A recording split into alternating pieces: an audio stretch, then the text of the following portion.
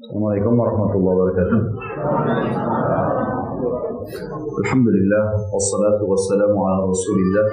Segala puji dan puja kehadirat Allah subhanahu wa ta'ala, juga salawat dan taslim kepada Nabi besar Muhammad sallallahu alaihi wasallam. Menjadikan pada buku kita beginilah mendidik anak sesuai dengan Al-Quran dan Sunnah. Dan kita sudah menyelesaikan bagaimana mengajarkan sholat kepada anak-anak. Dan kita akan masuk insya Allah pada pagi ini ke poin yang kedua, yaitu zakat. Bagaimana menanamkan prinsip zakat ini kepada anak-anak kita sebagai aplikasi salah satu dari rukun Islam. Karena zakat ini selalu Allah subhanahu wa ta'ala partnerkan dengan sholat. Allah mengatakan wa aqimus sholat wa atuz zakah, aqimus sholat wa atuz zakah. Dirikan sholat, tunaikan zakat, selalu begitu. Dan Abu Bakar radhiyallahu anhu berkata, aku akan terus memerangi siapapun yang memisahkan atau membedakan antara sholat sama zakat. Makanya di zaman beliau terjadi fitnah besar, yaitu penolakan pembayaran zakat, dikenal dengan kelompok mani'uz zakah. Mereka berkata, beralasan bahwasanya zakat itu hanya wajib diberikan kepada Nabi SAW. Maka beliau pun, Abu Bakar radhiyallahu anhu, menyusun pasukan dan menyerang kelompok ini, gitu ya. Dan zakat ini adalah perbuatan pensucian harta. Zakah atau zakat itu diambil dari kata-kata zakah yang artinya pensucian. Tujuan utamanya adalah semua pendapatan kita selama setahun yang kita sudah cari, maka pada saat genap 12 bulan kita menzakatkannya. Menzakatkannya artinya kita mensucikannya. Jadi kalau misalnya ada pendapatan-pendapatan, misal kita buka restoran, punya butik, apalah jasa-jasa, kita kan tidak pernah tahu ini orang yang datang halal nggak pendapatannya. Kita nggak mungkin tanya semua konsumen kita, kamu halal nggak, gitu kan? Maka caranya adalah pensuciannya melalui zakat. Dan ini zakat sangat mudah, karena hanya 2 syarat saja dan persentasenya sangat kecil, yaitu masa 1 tahun diistilahkan dengan haul, dan Bapak Ibu tentukan sendiri haulnya. Misal Ramadan ke Ramadan, ini yang paling gampang ya, dan semua orang kebanyakan mengejar Ramadan karena keutamaan yang sangat besar tentunya di bulan Ramadan. Maka lomba-lomba kaum muslimin mengeluarkan zakat malnya di bulan Ramadan. Tapi kalau Bapak Ibu ingin tentukan haulnya di bulan lain, misalnya Muharram ke Muharram, Safar ke Safar, bebas saja gitu kan. Boleh memilih bulan mana saja. Jadi kalau misalnya di ruangan ini ada orang yang belum niat haul zakatnya, dia bisa niatkan Ramadan yang lalu, bulan Mei yang tahun lalu adalah awal haul saya. Berarti nanti Ramadan ini, bulan Mei nanti depan ini 2020 dia tutup buku. Nah, itu sudah 1 tahun masa haul dia. Orang-orang bisa berbeda-beda haulnya. Tapi kalau mau lebih gampang ingat Ramadan, gitu kan? Baik, berarti apapun yang Bapak Ibu dapatkan dalam masa menunggu masa akhir haul Ramadan ke Ramadan ini, bulan Syawal, bulan Zulqa'dah, bulan Zulhijjah, Muharram, Safar, Rabiul Awwal, Rabiul Tsani, Jumadil Ula, Jumadil Tsani, Rajab, Sya'ban. Nah, sampai ini semua sampai Sya'ban, apapun yang Bapak Ibu dapatkan tidak ada zakatnya. Enggak ada zakat. Misal bulan Syawal dapat keuntungan jual rumah, bulan Zulhijjah dapat warisan, bulan ini dapat ini dan itu misalnya. Enggak ada zakat. Sampai nanti Ramadan. Begitu Ramadan tiba, kita tutup buku, lihat semuanya, harta simpanan dan investasi. 2 ini. Dihitung nilainya berapa, masuk syarat kedua. Kalau memenuhi nisab, nisab itu kadar minimalnya 85 gram emas, maka baru dikeluarkan. Misalnya nilainya 85 emas, misal contoh itu 100 juta. Ternyata total harta kita dan simpanan investasi kita 200 juta, berarti kita kena zakat.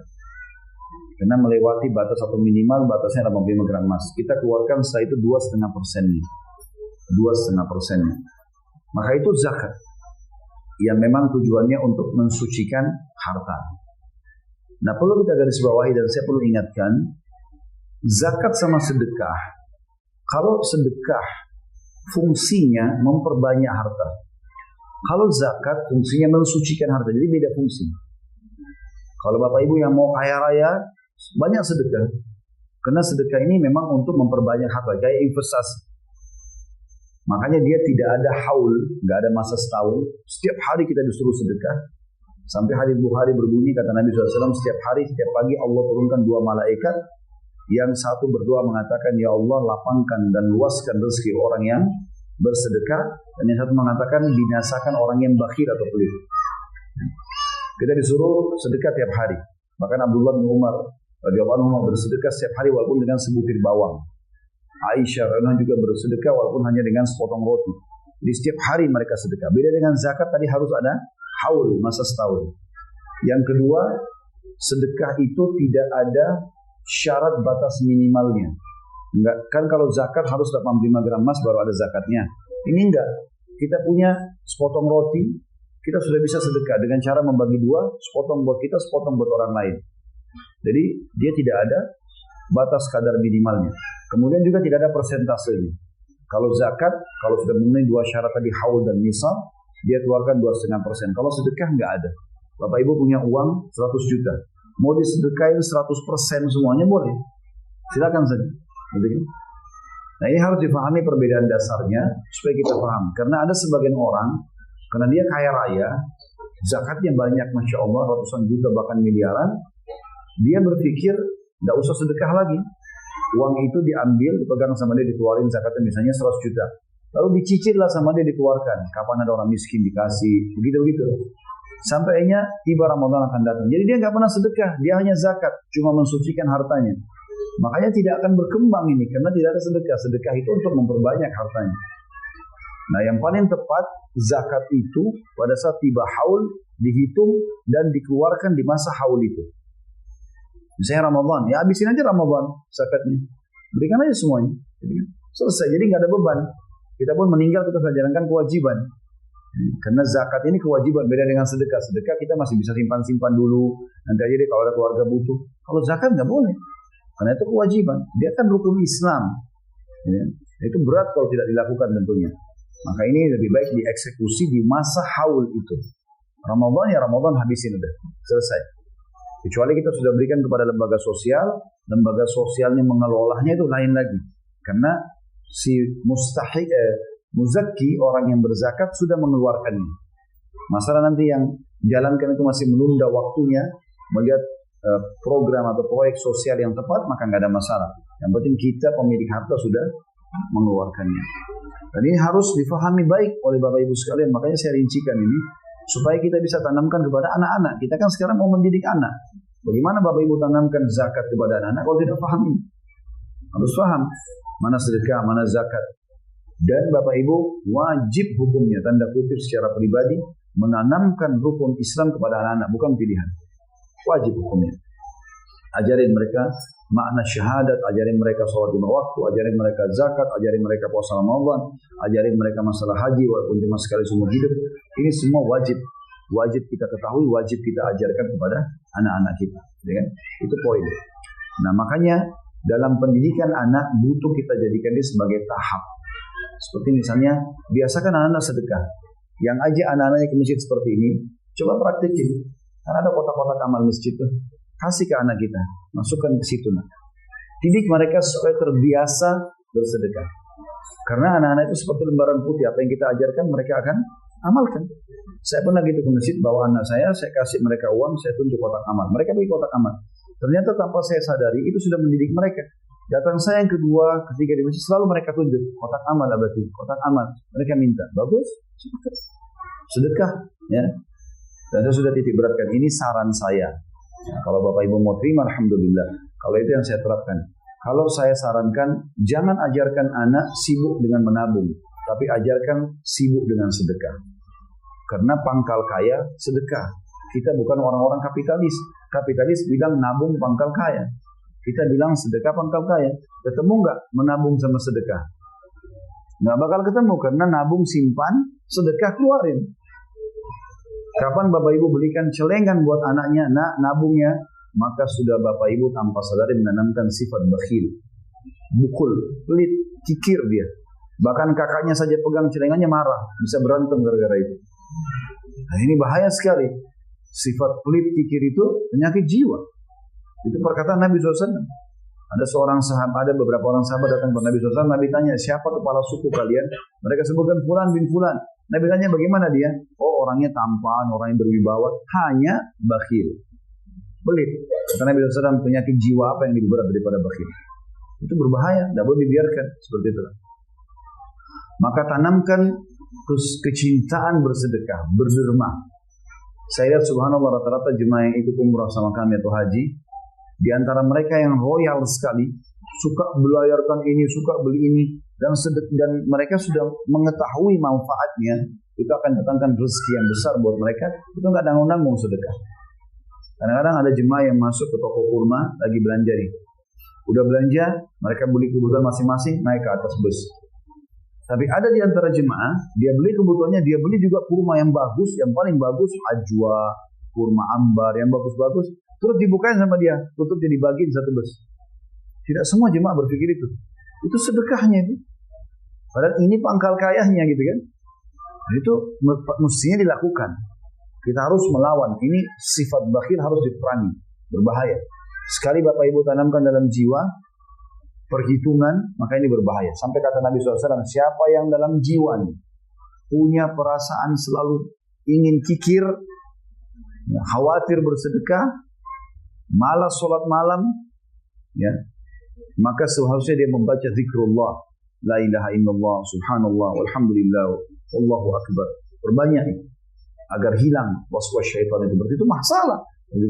Makanya tidak boleh teman-teman sekalian. Dan kita jangan pernah menghayal sebagai orang tua anak kita menjadi orang yang jadi baik di masyarakat kalau kita sendiri tidak praktekin. Kita harus praktekkan itu. Tunjukkan kepada anak-anak kalau kita sholat, tunjukkan pada mereka kalau kita puasa, tunjukkan pada mereka kalau kita baca Quran, kalau kita zikir, kalau kita sedekah, tunjukkan itu. Saya kadang-kadang kalau lagi jalan di jalan, memang saya paksakan diri saya harus saya begitu. Kalau betul-betul masih tidak terlalu macet segala macam, saya bisa mampir, orang minta saya mampir, turun. Anak saya tanya, untuk apa berarti? Ada orang susah. Saya turun, saya kasih. Kemudian saya naik lagi di mobil. Mereka tangkap itu sebagai sebuah pelajaran. Terbukti pada saat saya jalan lagi, berapa jauh gitu dari situ atau hari yang lain, mereka ada orang miskin, mereka teriak, abati orang susah. Padahal mereka tidak lakukan apa-apa, cuma mereka lihat sikap kita tadi kan. Itu bagus, tertanam pendidikan yang baik, selalu mau berderma sama orang, berbagi.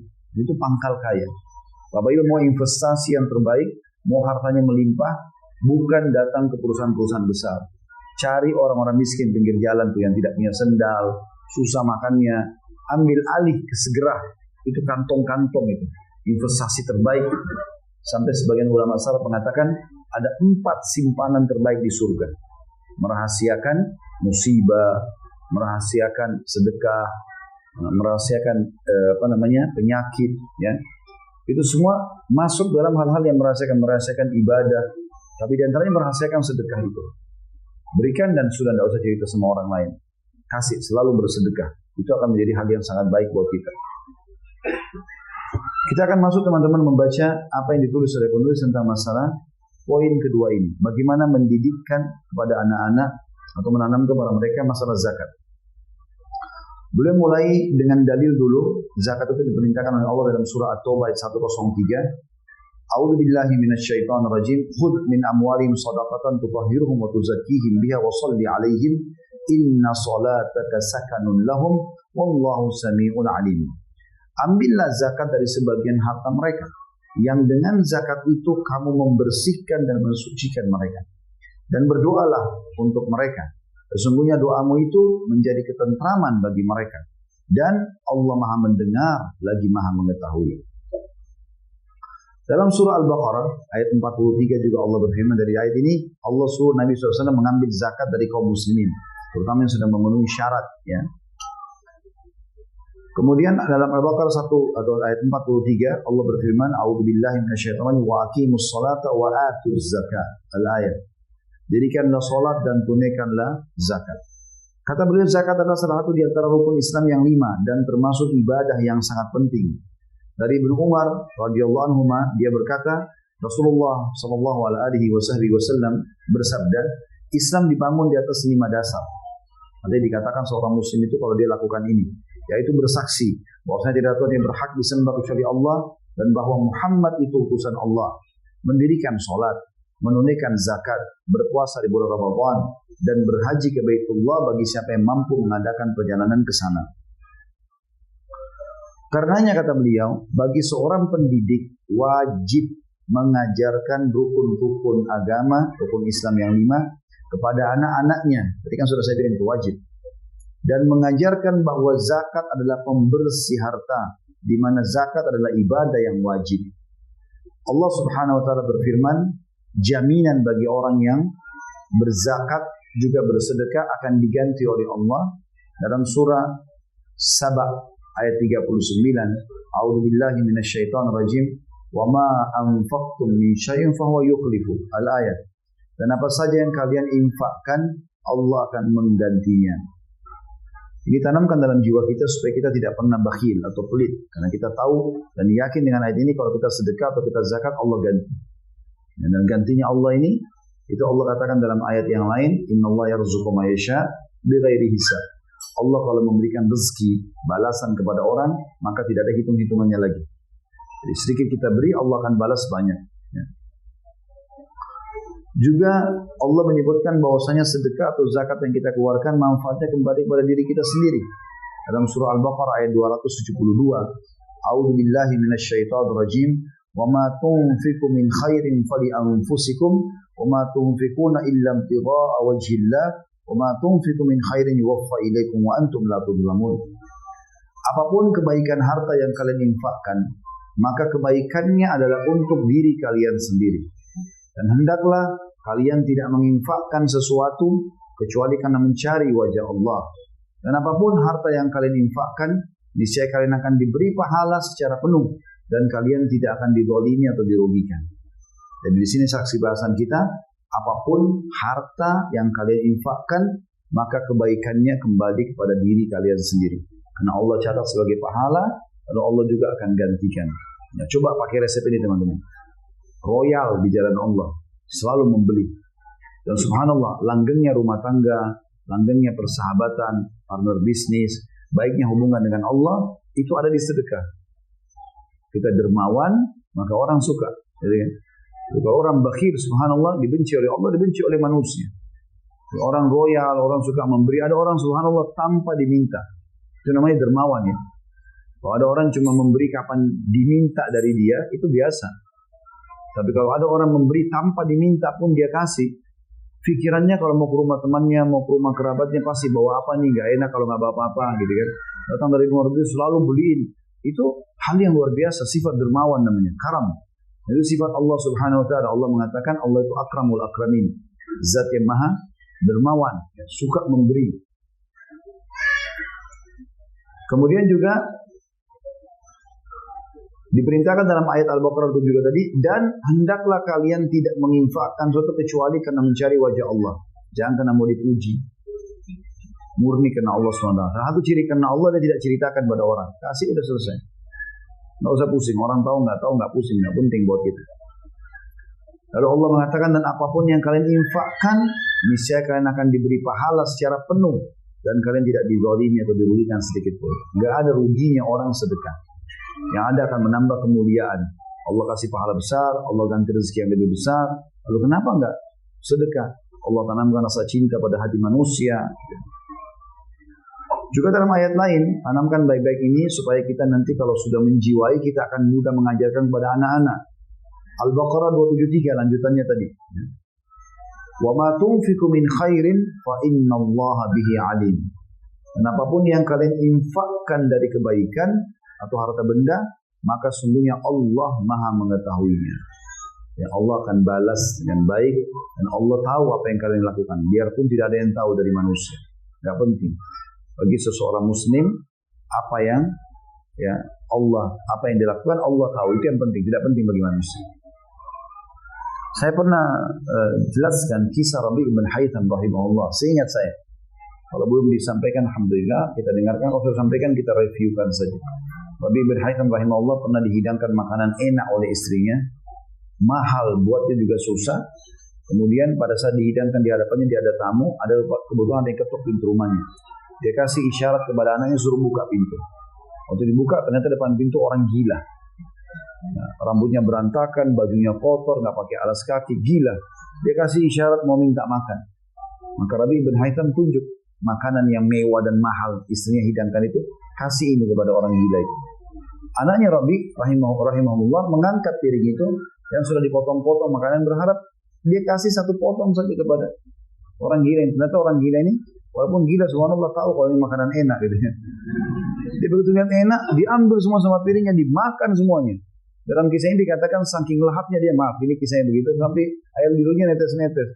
Dia makan sampai habis itu kena orang gila, nggak paham, dilempar piringnya, pergi. Anaknya Rabi bin Haytham ini tahu sebenarnya ibunya ini beli bahan mahal, buatnya lama. Dan karena Rabi bin Haytham rahimahullah, salah satu ciri baiknya adalah dia nggak pernah tuntut istrinya. Ada makanan ayah dia makan, tidak ada ya sudah, biasa saja gitu. Makan apa yang ada dia makan, dia nggak tuntut. Istrinya malu, buatkan makanan bagus yang ini. Pada saat dibuatkan dikasih orang gila. Maka anaknya Rabi datang mengatakan, hai ayahku, semoga Allah selalu jaga anda. Tadi kan itu orang gila, dia nggak tahu nilainya makanan itu. Kalau tadi anda suruh saya masuk ke dapur ambil apa saja, roti gandum kah, kurma apa kan ada. Jangan ini halwa namanya itu. Jangan halwa ini ibu saya buat susah gitu. Maka garis bawah kalimatnya anaknya, dia mengatakan itu orang gila, dia tidak tahu nilainya. Kalau anda suruh saya ke dapur tadi ambil makan apa saja, saya akan ambil. Dan dia tahu dia juga akan makan itu. Jadi intinya dia lapar kan. Lalu Rabi bin Haytham memberikan pelajaran buat anaknya, dan subhanallah, ini Rabi bin Haytham hidup, ini adalah generasi tabi'in di zaman sahabat, awal-awal Hijriyah, tahun ya puluhan Hijriyah, belum sampai ratusan Hijriyah. Kita sekarang sudah 1000 lebih. Jadi 1000 tahun lebih nih kisah ini. Allah nukil ke telinga Bapak Ibu di siang hari ini untuk jadi pelajaran. Dan ini juga menambah amal buat beliau karena keikhlasannya pada saat itu rahimahullah. Beliau bilang, hai anakku, kalau seandainya orang gila itu tidak tahu, Allah tahu nilainya. Tidak penting buat saya itu orang gila atau bukan orang gila. Karena Allah tugaskan saya sedekah. Siapa yang terima nggak penting. Yang penting kita sedekah. Lalu dia baca firman Allah, lan tanalu birra hatta tunfiqu mimma tuhibbun. Kalian tidak akan pernah mendapatkan maksimal balasan pahala sampai kalian menginfakkan apa yang terbaik yang kalian miliki. Jadi begitu orang mukmin memahaminya, gitu kan? Dia bersedekah, targetnya Allah Subhanahu wa taala. Tidak penting siapa yang terima. Bahkan kalau sampai kita bersedekah dan ternyata penerima sedekah itu menipu, misal dia kelihatannya kakinya puntung, ternyata kakinya dilipat, ya, pakai celana lah apalah, sering di YouTube banyak cuplikan begitu kan, ya, misalnya orang palsu. Kalau kita tidak tahu, kita niatnya sedekah. Hadits Nabi SAW berlaku, innamal a'malu binniyat. Semua sudah yang kadar niatnya. Kita niat sedekah, kita dapat pahala. Dia niat nipu, dia dapat hukuman. Selesai. Kita nggak ada ruginya kok. Sama sekali nggak ada ruginya. Karena Allah balas sesuai dengan kadar niat kita. Jadi nggak usah merasa bersalah. Oh dulu saya infak sama orang itu, ternyata dia penipu. Nggak penting. Yang penting niat kita sama Allah ikhlas nggak? Allah balas sesuai dengan kadar keikhlasan. Makanya dikatakan dalam Al-Baqarah tadi 273, wa ma tunfiqu min khairin fa innallaha bihi alim. Apapun yang kalian infakkan dari kebaikan atau harta benda, maka sungguhnya Allah Maha mengetahuinya.